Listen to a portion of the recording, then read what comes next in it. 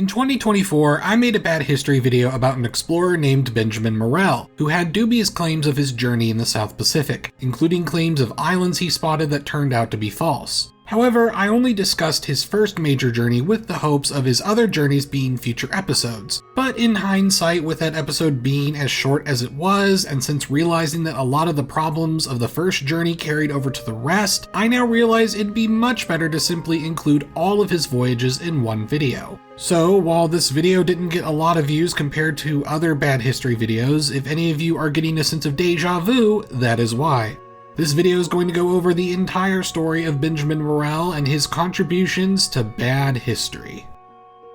Benjamin Morrell was born in 1795 in the small city of Rye in New York, in the still very new United States of America. While there is not a ton of information on his early life, he was reportedly a troublemaker. Later on, at either the age of 16 or 17, Morrell ran away at sea during the War of 1812, resulting in his capture and imprisonment by the British twice. However, despite this bad experience, Morrell would continue to be fascinated by the sea. During this time, any job out at sea was going to be grueling work, but exploring the unknown could still potentially bring someone fame or glory, and publishing stories on them could provide a source of income. So, as you can imagine, many people tried to exaggerate or fake their adventures. Morrell in his adult life would conduct 4 major voyages out at sea, and eventually publish them in a book himself in 1832 called A Narrative of 4 Voyages. While we do know he did go out to sea with a crew, many details were heavily exaggerated or outright false. But the mixture of such falsehoods with truthful details results in a debate as to what extent Benjamin Morrell was an outright con man versus perhaps merely being ignorantly boastful. Since many issues of Morrell's accounts exist across all 4 journeys, let's go over each one first.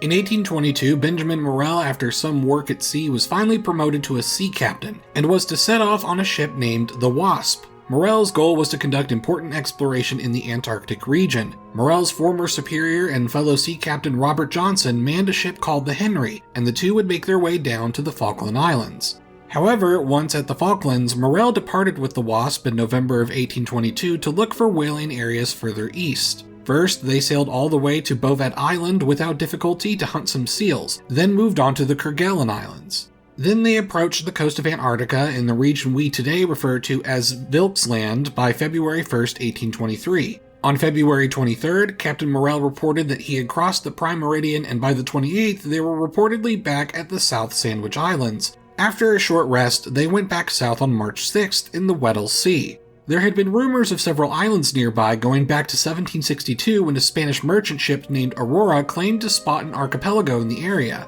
Morrell thought perhaps he could find them, and on March 16th he reported that land was spotted. However, Morrell was convinced that he actually spotted the coast of Antarctica. Back in 1821, Morrell's former superior Robert Johnson had given the name to the coast New South Greenland. So Morrell reported that his ship sailed along the coast of New South Greenland for a moment before sailing into the Pacific. After a year in the Pacific Ocean, in which he visited the Galapagos Islands, he eventually arrived back home in New York City in 1824. According to Morrell, he found his wife and family suddenly dead, and decided to marry his 15-year-old cousin Abby. Ew. Less than 2 months later, Morrell set off on a second voyage, this time on a ship named Tartar. Morrell was back off to the Pacific, and his goal was Hawaii, which at the time was often referred to as the Sandwich Islands. After a several-month journey around South America, one stop of the journey was made in the Peruvian port of Callao on December 26th. Notably, Callao was a few weeks into a siege between pro-independence Peruvians and Spanish colonial forces.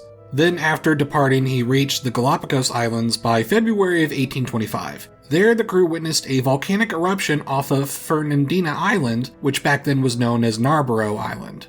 Apparently, the ship was close enough to where they recorded air temperatures at a dangerous 123 degrees Fahrenheit or 51 degrees Celsius, which caused several crewmen to faint. But they survived, and by April they were off the coast of California. By June, they were at Hawaii. But Morrell continued to sail past the main islands towards the end of the archipelago in July. On July 12th, Morrell claimed to land on an island which he named Byers Island. Then on July 14th, he discovered an unknown island which he didn't bother naming. This island would eventually, however, be named by others as Morrell Island. On his way back, he reached Clipperton Island in August, and then spent the next month and a half in the area between Clipperton and the Galapagos, trying to look for some islands supposedly spotted by a Spanish captain named Antonio Martinez, who supposedly took a ship named the St. Vincent in 1789 and went from Panama to Macau, and he was unable to find such islands. Eventually, he made his way back around South America starting in October and arrived back in New York on May 8, 1826. Morrell's employers weren't happy with him, as all they had brought back was 6,000 fur seals, which for a 2-year voyage was pretty low.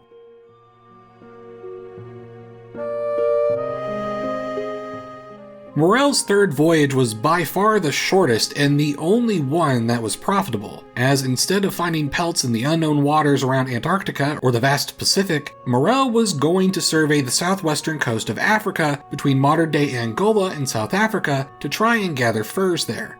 Ironically though, the ship Morrell captained was named the Antarctic, which left New York on June 25, 1828.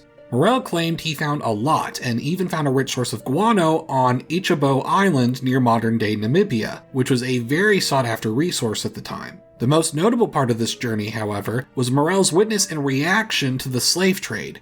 Morrell was appalled by the terrible conditions of the slaves he witnessed, especially when being punished. He also was inspired by how they would use music to get through their terrible pains and burdens, but then sadly concluded that, quote, "The root, the source, the foundation of the evil is the ignorance and superstition of the poor Negroes themselves."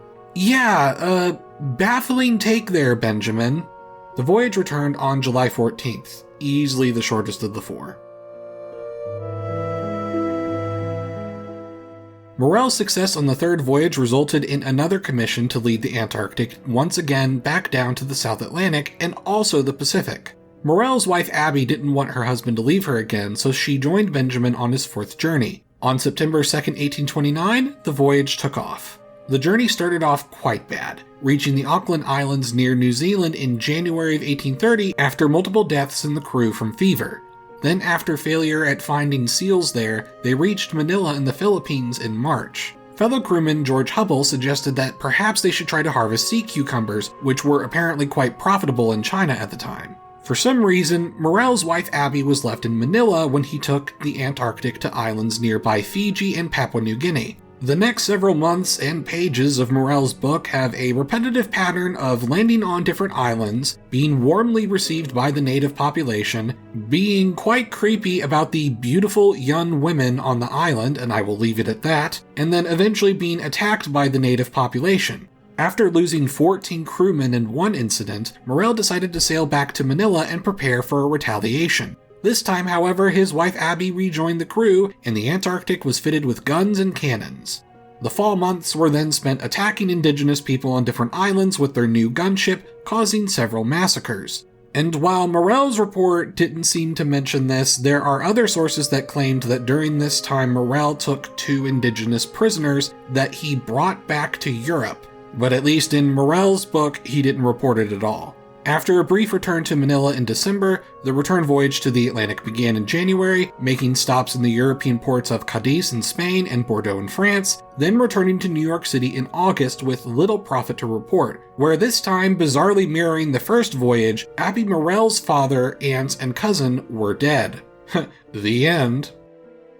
As you can probably figure out, 3 of the 4 voyages being unprofitable led to Benjamin Morrell having money troubles. So he took advantage of the public's interest in learning of his voyages and published his 4 Journeys book in 1832. But upon publishing this, it turned out there were many issues with his stories of the 4 journeys. Throughout the journey, Benjamin Morrell would keep track of his coordinates of his ships when he could, which was pretty normal for sailors making journeys like this at the time. However, his coordinates didn't always match up to what he reportedly saw, which meant either he was really bad at keeping logs or making stuff up, either possibility damaging his account's credibility. There were also claims that were almost too impressive. In the first journey, he reported that he found Bovet Island with ease, which is impressive considering he would have been just the 3rd person in 100 years to find the island and the first to supposedly land on it. And all of that while not even reporting any ice on the island, something Bovet Island has all year round.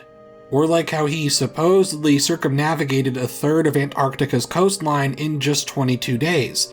Based on the ships of the time period as well as typical wind conditions for the region, that wouldn't have worked based off of Antarctica's coast as we know it today. Based on what was known about Antarctica's coast at the time, some speculated it would be possible if there was a passage that cut below the area of Antarctica known as Enderby Land, which gave his account some possibility of credibility for a while. But once that passage was disproved from existing later on, it added to the list of issues with Morrell's account. And you can find similar issues across the other journeys as well, but the most notable issue across his accounts were how many false islands or coastlines he supposedly spotted. New South Greenland, Byers Island, and Morrell's Island all became features that would be marked on future maps. However, later voyages would confirm neither of these three islands actually existed, unless he was somehow confusing them with other lands and was incorrect with his coordinate logs. False land discoveries like these, commonly called Phantom Islands, weren't new by any means. If you recall, multiple Morrell journeys recalled spending time trying to confirm reported islands that themselves were likely Phantom Islands. It wasn't that uncommon to see what you think is land, but perhaps conditions aren't ideal for landing or diverting your path, so you simply log it as accurately as you can and move on. Icebergs from far distances have been mistaken for land before. There are also types of mirages known as superior mirages where even a small rock at sea can be magnified into appearing much larger than it is. However, while that explanation works for the Antarctic area, that doesn't exactly work for Hawaii, unless there was like a normal heat stroke mirage sort of thing. But even then, some of the Phantom Islands Morrell claimed to look for also appear to have been made up, as the supposed Antonio Martinez and his voyage on the St. Vincent ship in 1789, as far as I can tell, doesn't appear to have been a thing. Even searching for it under a more Spanish-sounding name like San Vicente just didn't bring anything up. The supposed journey from Panama to Macau led by this man on this ship in 1789, I couldn't find anything on it. Maybe Morrell was going by a local legend that wasn't too internationally famous, but considering the other issues with his account, it's not too difficult to believe that maybe he made this up too. It doesn't help that Morrell's account was also written in a very boastful tone throughout either. After all, making up all these details can both add sympathies to his failures, but also, more importantly, make a more fascinating story people are more likely to buy.